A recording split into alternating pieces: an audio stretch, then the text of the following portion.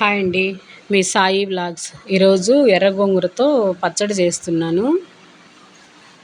ఇది వేడివేడి అన్నంలోకి చాలా టేస్టీగా ఉంటుంది. దీనికోసము 2 కట్టల గోంగూరను వలిసి శుభ్రంగా ఇలా కడిగి పెట్టుకోవాలి.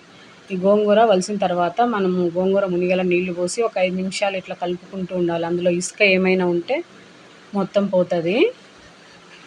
ఇట్లా గోంగూరను 5 నిమిషాల తర్వాత నీళ్ళన్నీ వాడ్చి పక్కన పెట్టేసుకోవాలి. ఈ ఎర్ర గోంగూరకు ఎండుమిరపకాయలే బాగుంటుంది. తెల్ల గోంగూర అయితే పచ్చిమిర్చి వేసుకోవాలి. 2 కట్టల గోంగూర తీసుకున్నాను కదా, నేను 30 ఎండుమిర్చి తీసుకున్నాను. మన తినే కారాన్ని బట్టి కారం ఎక్కువ కావాలంటే ఎక్కువ వేసుకోవచ్చు, లేదంటే తగ్గించి వేసుకోవచ్చు. ఈ మిరపకాయల్లో కాస్త ఆయిల్ కూడా వేసుకోవాలి.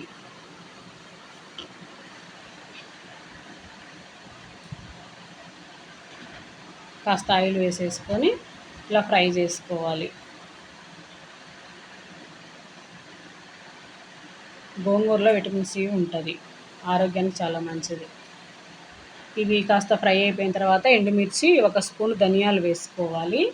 అవి కొంచెం అట్లా కలిపేసి ఆయిల్లో ఫ్రై అవుతుంటాయి కదా, ఇప్పుడు 1.5 స్పూన్ జీలకర్ర వేసుకోవాలి. ఇవి కూడా ఒకసారి అలా కలిపేసి ఇప్పుడు కాస్త మెంతులు వేసుకోవాలి. అది మెంతులు ఎవరిష్టం వాళ్ళది, ఉంటే వేసుకోవచ్చు, కావాలంటే లేకపోతే ఏమీ లేదు. ఇవన్నీ ఫ్రై అయిన తర్వాత కొంచెం ఇంగు వేసేసుకొని స్టవ్ ఆపేసుకోవాలి. ఇవి కాస్త చల్లారిన తర్వాత మిక్సీ జార్లో వేసుకోవాలి. రోలు ఉంటే రోట్లో దంచుకోవచ్చు. అదే కడాయిలో మనం శుభ్రంగా కడిగి పెట్టుకున్న గోంగూర వేసుకోవాలి.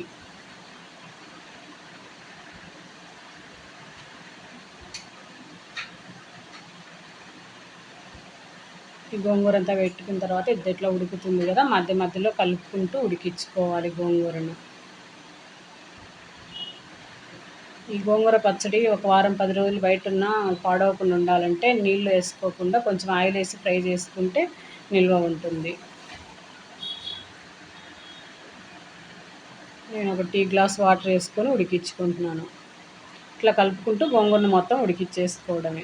ఈ ఎర్ర గోంగూర త్వరగానే ఉడికిపోతుంది, ఇది పులుపు ఎక్కువ ఉంటుంది.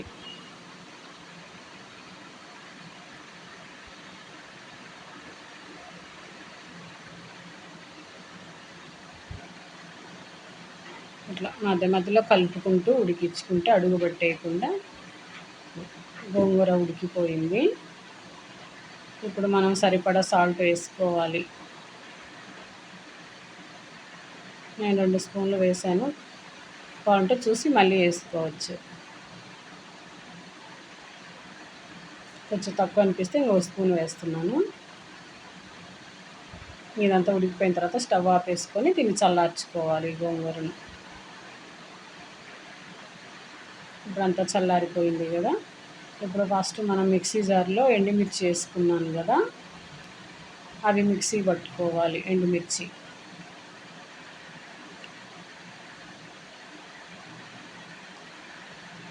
మిక్సీ పట్టుకున్న తర్వాత ఇప్పుడు చల్లారిన గోంగూర వేసేసి మిక్సీ పట్టుకోవాలి. ఒక 5-6 వెల్లుల్లి కూడా వేసేసుకొని మిక్సీ పట్టుకోవాలి.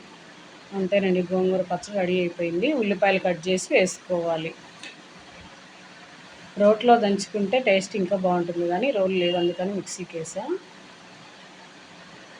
సాల్ట్ తక్కువ అనిపిస్తే ఇంకాస్త వేసా. ఇప్పుడు కట్ చేసి పెట్టుకుని ఉల్లిపాయ ముక్కలు వేసేసి బాగా కలిపేసుకోవాలి. ఈ గోంగూర పచ్చడి వేడి వేడి అన్నంలో నెయ్యి వేసుకొని తింటే చాలా బాగుంటుంది టేస్టీగా. అంతేనండి, గోంగూర పచ్చడి రెడీ అయిపోయింది.